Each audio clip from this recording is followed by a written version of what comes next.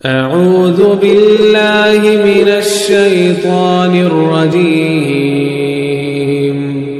بسم الله الرحمن الرحيم بسم اللہ الرحمن الرحیم قل ادعوا اللہ او ادعوا الرحمن ایما تدعو فلہ الاسماء الحسنى ولا تجہر بصلاتک ولا تخافت بها وابتغ بین ذلک سبیلا۔ اس کا ترجمہ سماعت کر لیجئے۔ پہلے قل محبوب آپ فرما دیجئے، قل ادعوا اللہ او ادعوا الرحمن، اللہ کہہ کر پکارو یا رحمان کہہ کر پکارو۔ یہ سارے کے سارے ہمارے رب کے ہی نام ہیں۔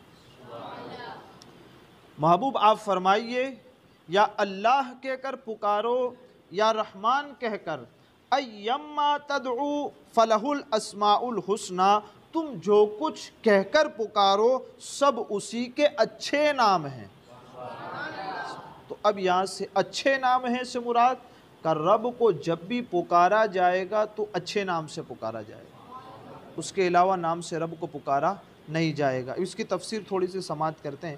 وَلَا تَجْهَرْ بِصَلَاتِكَ وَلَا تُخَافِتْ بِهَا وَابْتَغِ بَيْنَ ذَلِكَ سَبِيلًا، اور اپنی نماز میں نہ آواز بہت زیادہ بلند کرو اور نہ بہت زیادہ آواز دھیمی رکھو، بلکہ دونوں کے درمیان کا راستہ تلاش کرو۔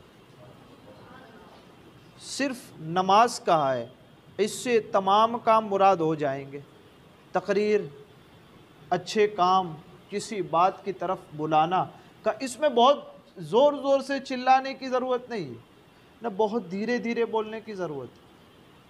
سلام پھیر دی، اب فاتحہ کی باری آئی، کہ اتنی زور سے بھی نہ دعا مانگو، اتنی پست بھی دعا نہ مانگو، اتنی زور سے دعا مانگے کہ جن کی نمازیں چھوٹی ہوئی ہے، ایک رکعت دو رکعت پڑھنی ہے ابھی اتنی زور زور سے دعا مانگی کسی نے اور اس کی غلطی چلی گئی، یا وہ رکعت بھول گیا، کہ اتنے زور سے بھی نہ ہو اور اتنا سلو بھی نہ ہو کہ جو دعا مانگ رہا ہے مقتدی اس میں شامل بھی نہیں ہو رہا۔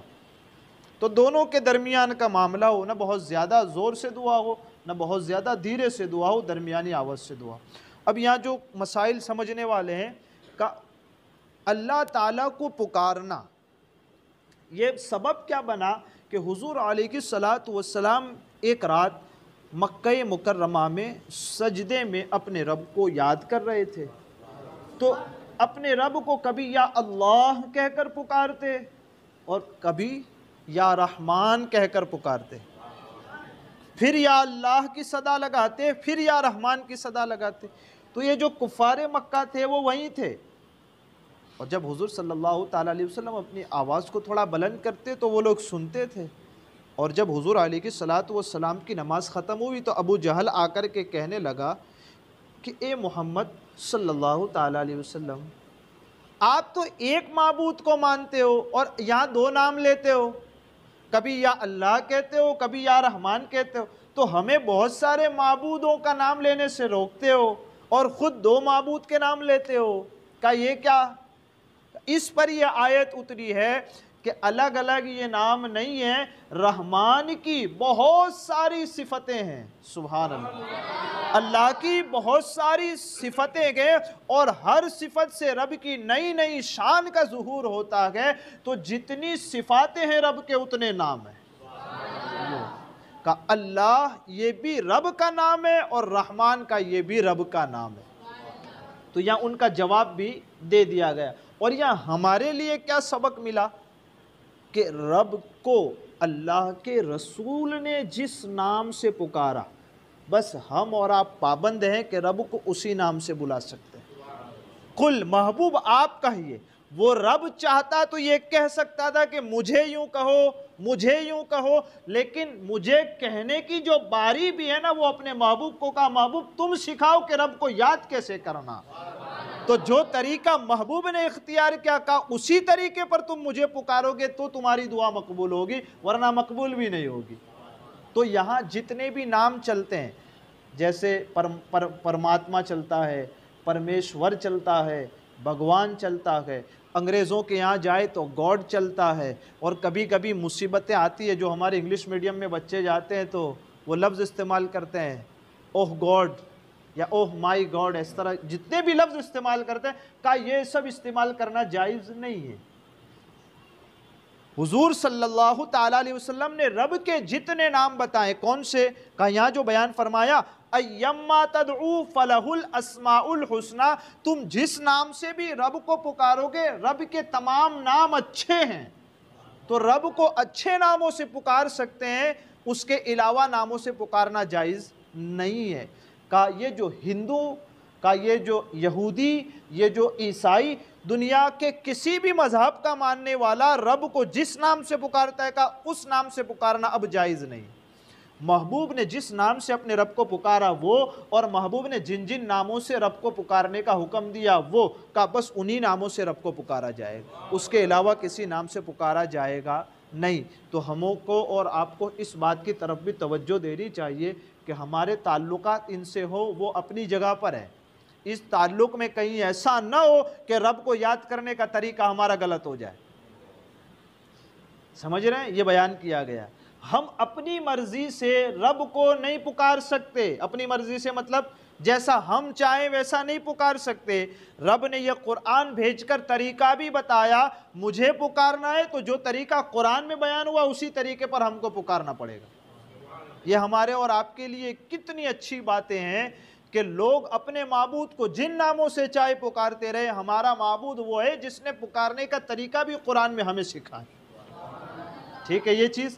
उसके बाद कहा वला तजहर बिसलाती का वला तुखाफित बिहा वब्तगी बैन ज़ालिका सबीला। और हाँ, एक मसला और छूट जा रहा है, जो ये लफ्ज़ अल्लाह है ना, ये रब का ज़ाती नाम है। इस नाम को इस कायनात में, इस दुनिया में कोई रख नहीं सकता। कोई ये चाहे कि लाओ मेरे बेटे का नाम अल्लाह रख देता हूँ, का वो नामुमकिन है, ये नहीं हो सकता। ये रब का ज़ाती नाम है। ऐसा हुआ ये कि एक बादशाह को मुसलमानों से बड़ी दुश्मनी थी, तो उस बादशाह ने ऐसा कहा कि तुम किसको रब मानते हो?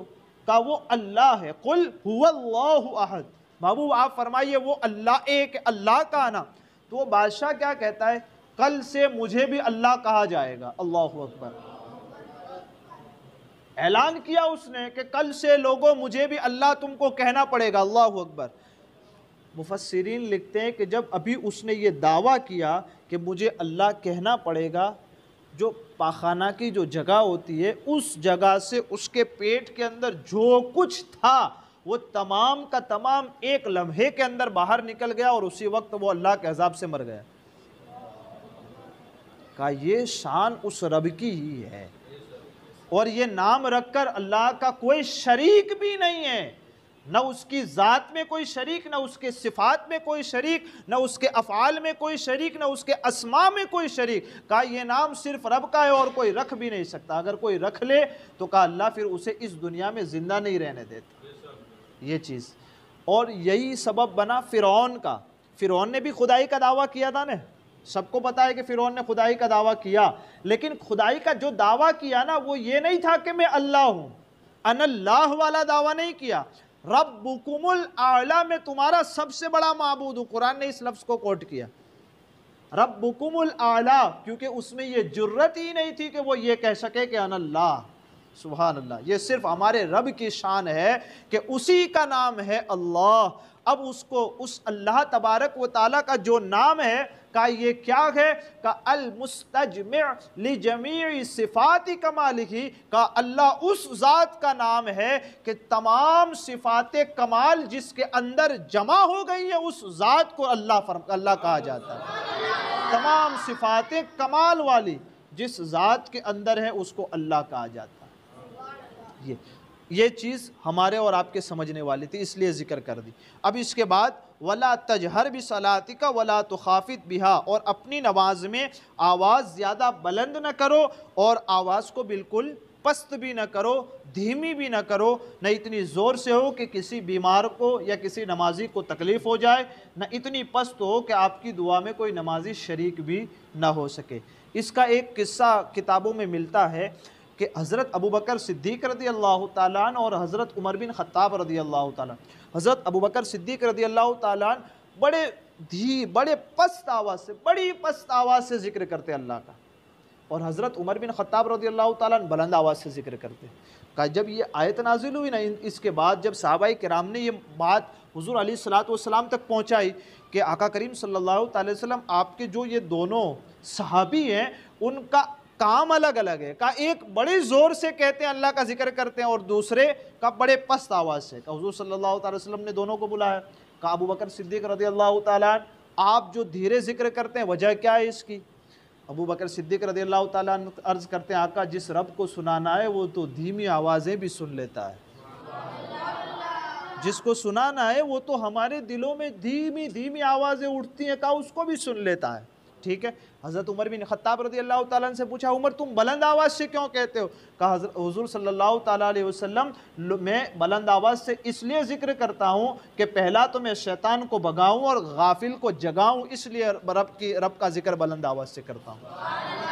تو پھر حضور صلی اللہ تعالیٰ علیہ وسلم نے دونوں کو تعلیم عنایت فرمائی۔ ابو بکر صدیق رضی اللہ تعالیٰ عنہ کو کہا ابو بکر اپنی آواز تھوڑی بلند کر لو، اور حضرت عمر کو کہا اے حضرت عمر اپنی آواز تھوڑی سی دھیمی کر لو، درمیانی چال چلو، کہ جو درمیانی چال چلتا ہے وہ کامیابی والی راہ چلتا ہے۔ مطلب پیسے آئے تو نہ یہ ہو کہ بالکل کنجوسی، 1 روپیہ بھی نہیں خرچ کرنا ہے، اور نہ یہ کہ پورا کا پورا مال خرچ کر دینا ہے۔ کرنا کیا ہے کہ اپنی ضرورتوں کو دیکھو، اپنے مال کو دیکھو اور درمیانی راستہ چلتے چلے جاؤ، مہینہ بھی گزر جائے گا، اللہ اس میں برکت بھی دے گا اور پیسے بچ بھی جائیں گے۔ تو اس طرح ہمارے تمام کاموں میں ہمارا اور آپ کا یہی معمول ہونا چاہیے کہ درمیانی والا راستہ اختیار کرے۔ گاڑی چلتے وقت بھی نہ ہو کہ 80 پہ چلائے یا 100 پہ چلائے، نہ اتنی دھیری چلائے کہ 10-20 پہ چلائیں۔ مطلب یہ مثال دے رہا ہوں جلدی سمجھ میں آ جائے اس لیے، کہ وہ درمیانی والی 40-50 جس پہ ہم اور آپ چلتے، کہ اس پہ چلے تو نہ آپ کا نقصان نہ کسی اور کا نقصان۔ تو اللہ تعالی ہم سب کو ہمارے تمام کاموں میں درمیانی چال چلنے کی توفیق عطا فرمائے۔ ہمارے کہنے آپ کے سننے میں عمدن سہون کوئی خطا ہوئی ہو، اللہ عز و جل اپنے حبیب کے صدقے اس خطا کو معاف فرمائے۔ استغفر اللہ رب